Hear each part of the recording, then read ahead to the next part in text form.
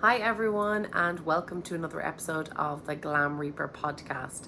This is season 3. I can't believe I'm even saying that. And we have a great guest on next to talk about all things death doula, end of life doula, and all things non medical in dying.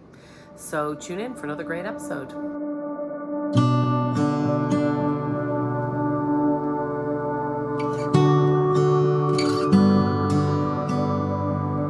Hi, everyone, and welcome to another episode of the Glam Reaper podcast. I'm your host, Jennifer Muldowney, aka the Glam Reaper. And on today's episode, I have the gorgeous Kelly. And Kelly is going to tell us who she is, what she does, and where she comes from. So, Kelly, take it away. Hello. Okay. Well, my name is Kelly Fabiano, and I am a death doula, or for those that feel more comfortable using the term end of life doula, I'm an end of life doula. And I think the umbrella explanation of what I do is I provide non medical holistic support to both the dying and also their care community. Great. And how did you get into this? Um, I about maybe 2.5 years ago, my partner had mentioned that a friend of his had graduated from a death doula training program. I didn't even know that death doulas existed up until that point. And when I did, I was cracked wide open. I knew that this wasn't something that was just for me, but it was deep down inside of me. It was a piece of my identity. And I had the corporate 9 to 5 career, the 5 year, 10 year, 15-year plan, the 401k, all of that juicy stuff. And I am a very over analytical human being Okay. um, who decided to give notice and pursue this path. So I'm a bit insane, but so far it's Oh. proven to be a just heart expanding experience. No regrets. Just really, really happy to be on the path I'm on. Good. That's amazing. It's very few of us that can say that. I mean, we read all the self-help books about finding your purpose and things like that. So it's great to meet somebody who has and feels so fulfilled. And so how long have you been seeing clients, or how long have you been in full operation mode? About 2 years. I started my LLC. There's the over analytical type A part of me there. I started that the beginning of January of 2021. And so I've done a lot of I did some, not a lot, I shouldn't put it that way, but I did some hospice volunteering first. And then I had some pro bono clients. And really this year is the first year that I started really doing this as a vocation.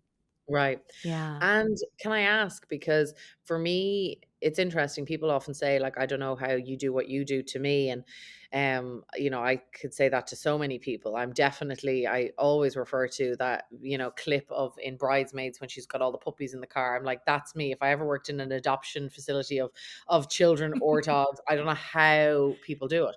So, but how do you look after yourself, if you're sitting with somebody and their family, and especially when it's an extremely tragic loss, how do you Mm. work on your own emotions and your own mental health?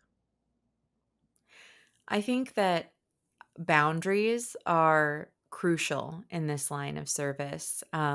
So I like to, before I even walk through the door of a client's home, I like to really say a prayer or a mantra, really centering myself in the reality that as much as I fall in love with all of my clients, I just Oh, do head over heels in love.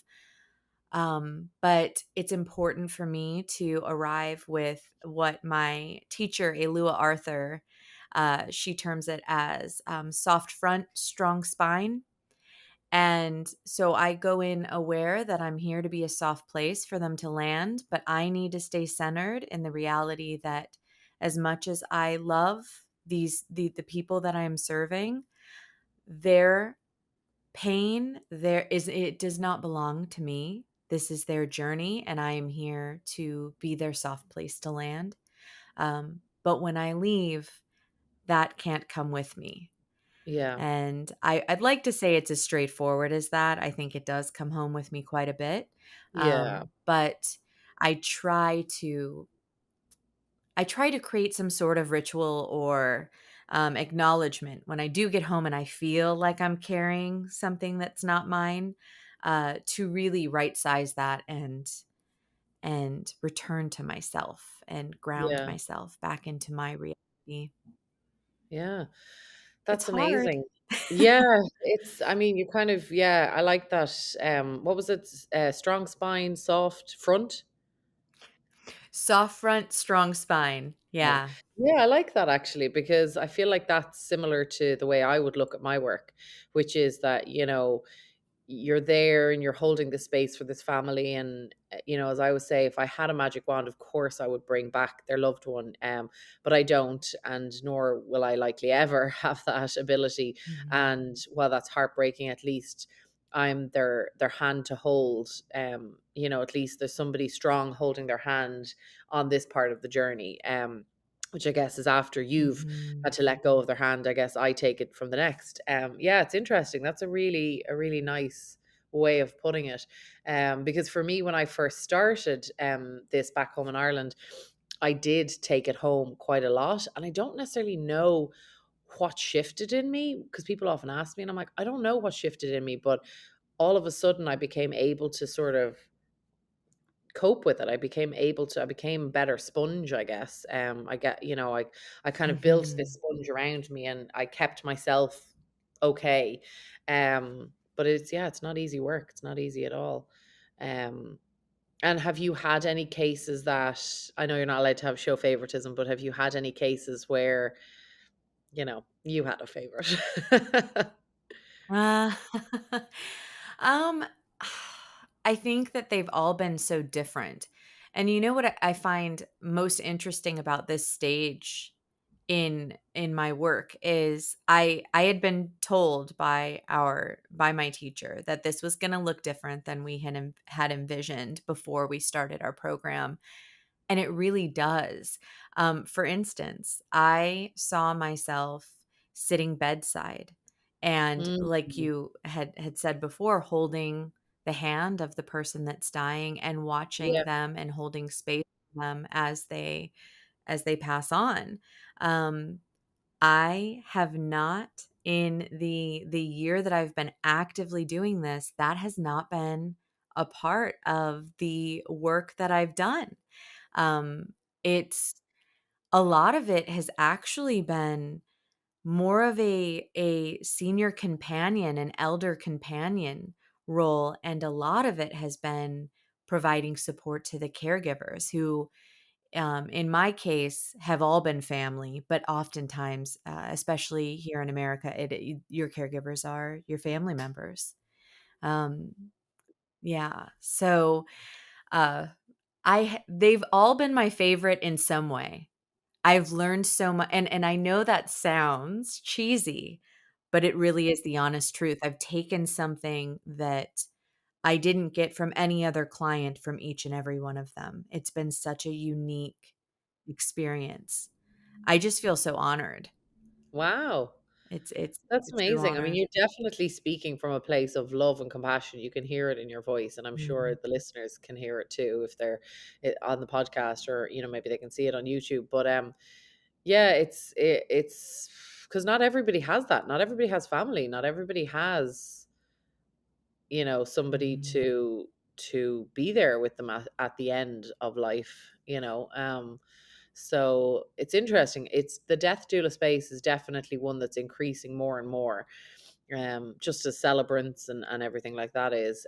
So the space is changing massively, and it's funny to me, women seem to be kind of coming back in and reclaiming a space where they were historically, until it became quite a lot more corporate, and there'll always be a place for funeral homes and everything like that. But I think these new roles that are coming up, I think are becoming ever more important and wanted and needed, do you have any Yeah. thoughts on the future of the industry, the future of the funeral space?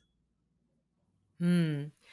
Well, I think that we, at this point, something that I notice popping up a lot when I give a talk on what exactly a death doula is to a community center or any space really is, well, how are you different from hospice? Yeah. And what I've noticed is there's a bit of a, I don't want to say contention, but I feel like there's a fear that death doulas are here to replace these systems. And that's not been the goal of any death doula that I know, and it's not my goal.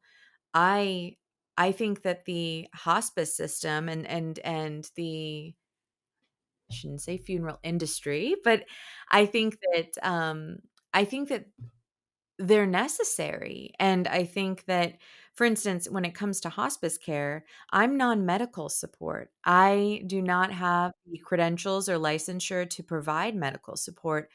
And I think that hospice can be such a gift and such a support to both the dying and their care community. Um, I'm hoping that we are able to work together more, that it be that death doulas and hospice and funeral homes, that we're all kind of brought into the fold together to support one another and really create a more holistic s- uh, Service. care Yeah. approach Yeah. for both the families and the person that is dying. Yeah, I agree. It's Yeah. it's interesting the space you're talking about, because in similar respect, it's funeral homes think event planners are coming for their job or whatever, and there's space for everybody. It's everyone wants different things, and um Mm. that's what it should be, and the holistic approach is exactly it. We should all just have one goal, which is to be there for the grieving family, and that's it. And whether it's prior to death, whether it's medical aid, or whether it's post death rituals and whatnot. Yeah, very fascinating. Mhm. Well, thank you so much for sharing that, and I think a lot of the viewers will. It's something that we did have a death doula on at the very start of the podcast, but you're both very different vibes, and so I always think it's interesting to share different personalities and different attitudes to things and stuff like that, and I think Dana was only training as well at the time, so was very fresh into it. So it's great to speak to somebody who has, had a year under their belt and experience. And that's wonderful. Well, thank you so much, Kelly, for coming on and sharing your words of wisdom with us. And hopefully, maybe we'll get you on again in a year's time, and you'll actually have a favorite then. I joke. I understand. You get emotionally tied. People ask me that question, so I feel like I have to ask people that as well. But yeah, thank you so much, and we wish you all the best in your endeavors. And we will leave all the links and everything below, and so that if anybody has any personal questions or anything they want to ask you about how you came to become a death doula, or they need your services, then we'll have that there for them. Thank you so much. Wonderful. Thank you so much.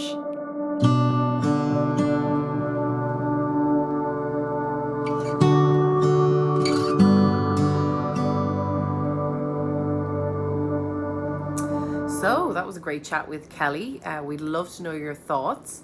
Is death to the work something you think you would go into? Is it something you think you would like to have in your dying days? We love to hear your thoughts. I know it can be a bit of a controversial topic sometimes, but we would love to hear all your thoughts and comments. You can send them to us in comments. Send us an email, glamreaperpodcast@gmail.com, and we'll talk to you soon.